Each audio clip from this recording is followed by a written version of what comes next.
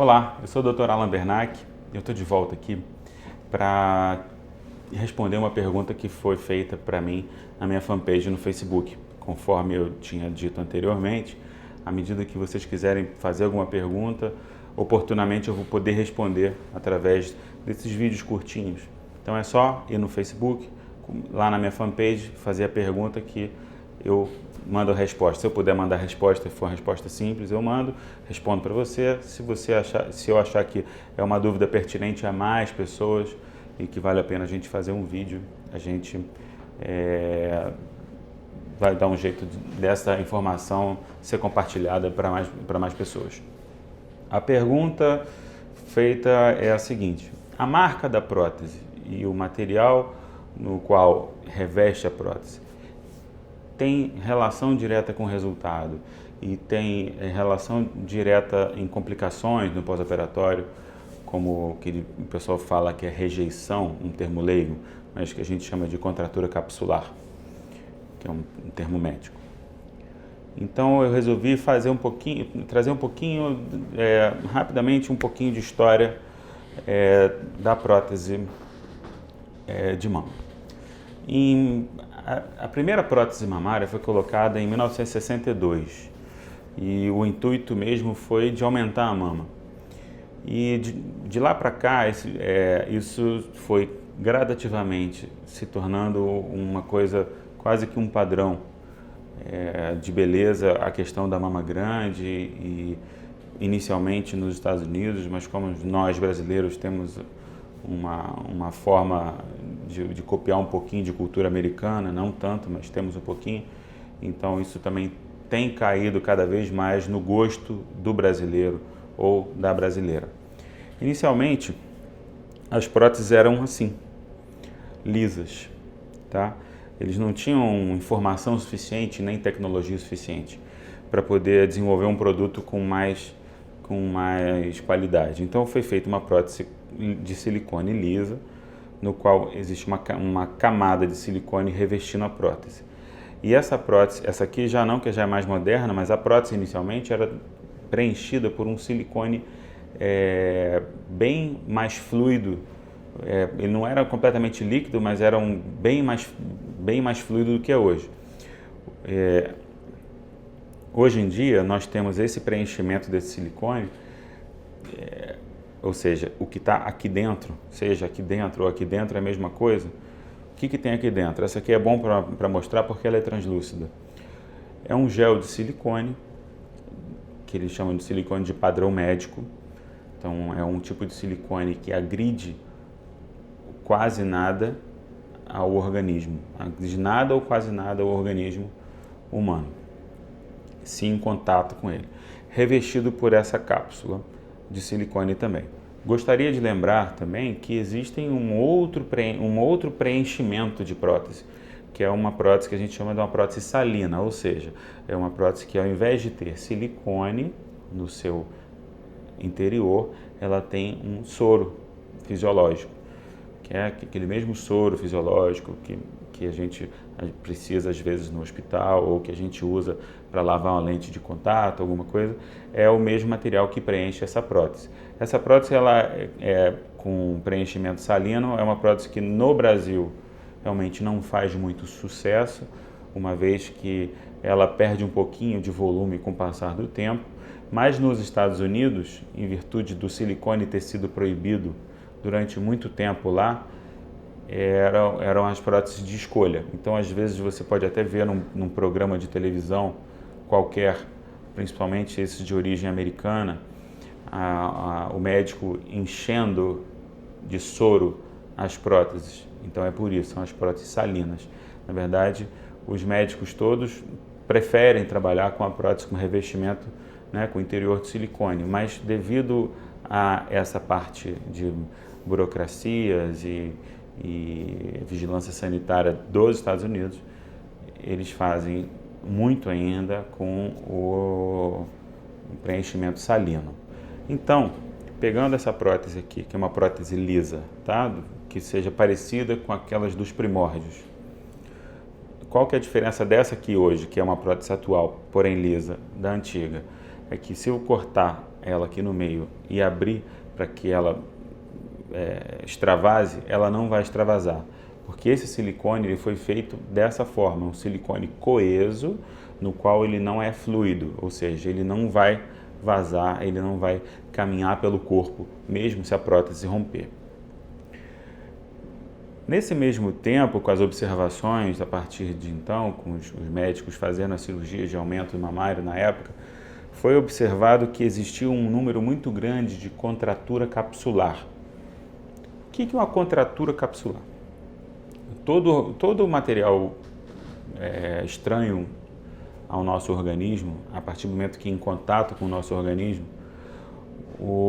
como defesa, nós vamos tentar comer esse material, vamos tentar digerir esse material. À medida que a gente coloca uma prótese, ou um implante, melhor dizendo, dentro do organismo de um paciente, o nosso organismo vai querer primeiro digerir esse corpo estranho.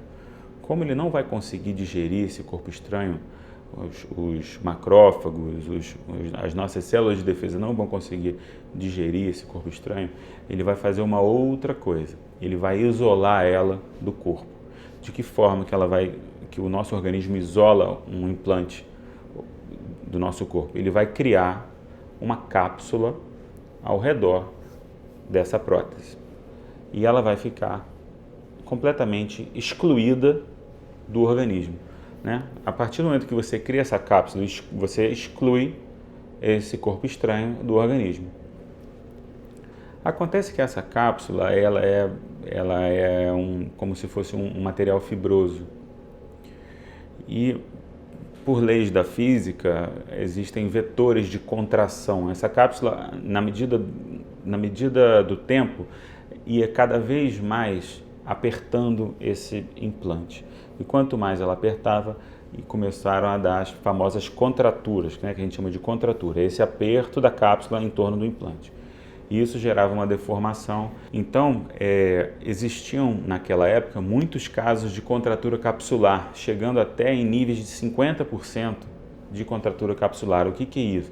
Metade das mulheres estavam com problema. Então, foi pensado inicialmente até no abandono dessa técnica de aumento mamário para poder a gente, porque assim, eram muitos pacientes que estavam insatisfeitos, era um procedimento que não era um procedimento que dava certo o tempo inteiro. Por causa disso, outras pessoas, mais pensando na parte física da coisa, pensando na contratura capsular, algumas pessoas foram desenvolvendo outras formas de revestimento da prótese, de forma a quebrar essa contração. Né? Então, nós temos uma forma que é aqui uma prótese texturizada, ou seja, é uma cápsula igual à cápsula da prótese lisa, só que com uma textura. Essa textura faz com que essa contratura capsular vai existir sempre, mas de uma forma muito branda, tá? A não ser quando um paciente fizer um tipo de cicatrização exacerbada e que realmente pode ainda haver essa contratura capsular. Existe uma outro tipo de prótese, que é a prótese que é a mesma coisa daquela, só que ao invés de ter uma textura, existe uma cobertura de uma espuma de poliuretano, que seja uma espuma de plástico que reveste isso aqui, dando um aspecto como se fosse uma esponjinha por cima. Hoje em dia, em termos de contratura capsular, a gente tem que, até hoje, 50% colocado na região subglandular, 50% das próteses lisas fazem a contratura.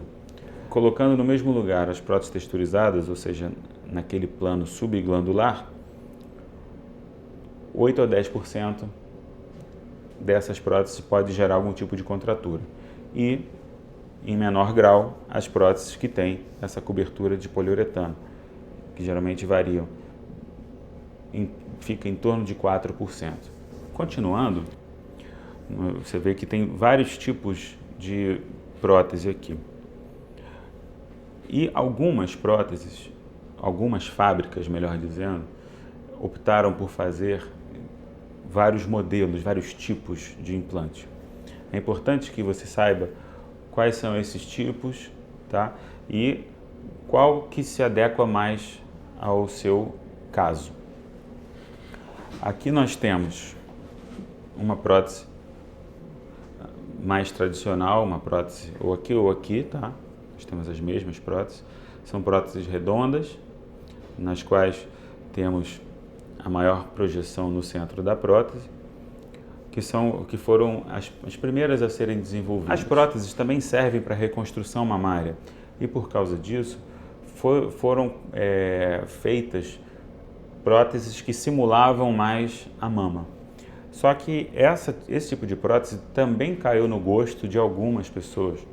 Essas próteses são essas próteses que a gente chama de natural, tá? São próteses anatômicas ou natural ou em gota, como você mais conhecer a prótese, que ela tem uma projeção menor aqui em relação do colo e uma projeção maior aqui, que é onde vai ficar a areola e dá um aspecto mais natural.